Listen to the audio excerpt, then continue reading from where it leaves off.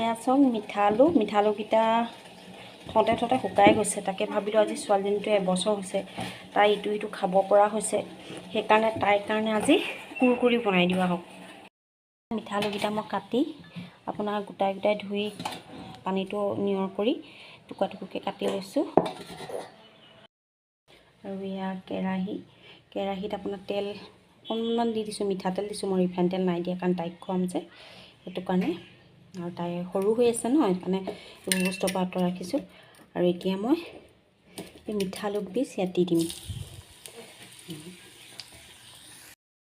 আৰু অকণমান নিমখ ওপৰত দি দিছোঁ, আৰু লগতে অকণমান হালধি,